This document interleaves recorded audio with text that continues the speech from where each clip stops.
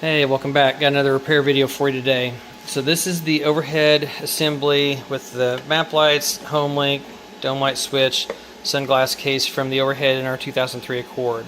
This thing got wore out, kind of developed a mind of its own. The lights would come on when they weren't supposed to and vice versa.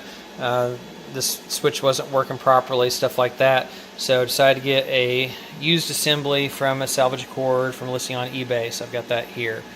Alright, this is super easy to take apart.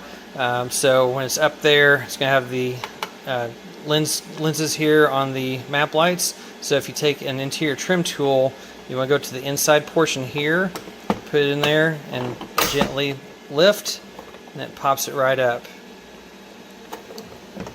And you can pull the lens cap out of the way, and then it'll have the lights in there. So I had LED lights in mind, so I've already transferred those over here to the new one.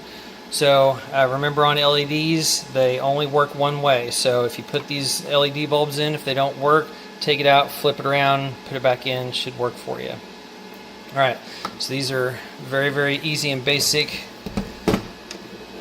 So up in the overhead, it's going to have a plug that plugs in right here, and a plug that plugs in right here, and then you have 4 little 8mm screws on it. You can just use a little 8mm nut driver for it. 2 are going to be up here, so those black ones are going to be up there, and the other color ones are going to be right here and right here. Okay, so here's something a couple of members on DA pointed out. Once you remove these 2 screws right here, this part will actually come out on its own. So if you just have a problem with the module like I did, you could just replace that portion. But the whole assembly was cleaner than the one that was in the car already, so I went ahead and replaced the whole thing. I just wanted to point that out. So let me show you what it looks like in here.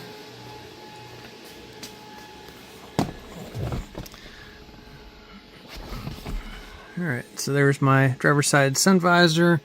There's the hole where that goes. And there's the 2 plugs for it.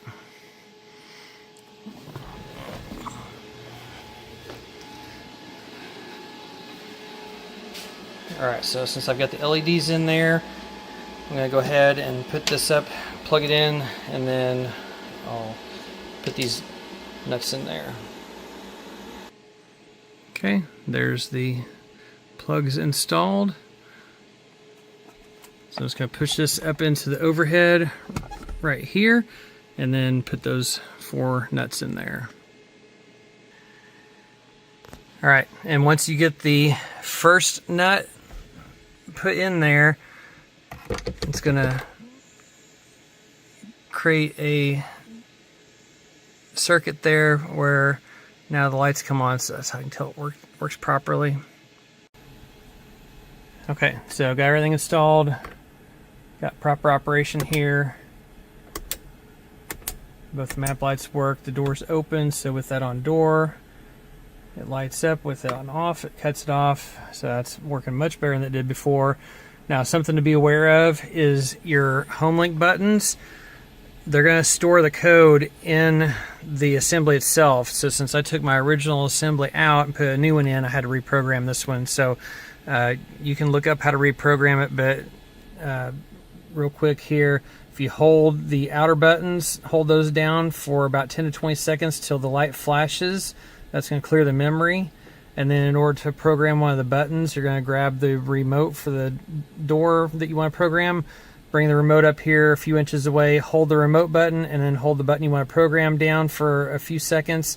And then when that flash changes, you can release both of them. If you have a rolling code garage door opener, you'll have to get up on the garage door opener itself and push the program button.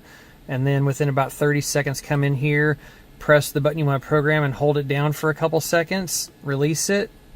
And then it may take a few times of that to get it to operate the door. But after a few times, mine operates the door like it's supposed to. So you do have to reprogram that if you switch this assembly out. So hopefully that helps somebody. Thanks a lot for watching.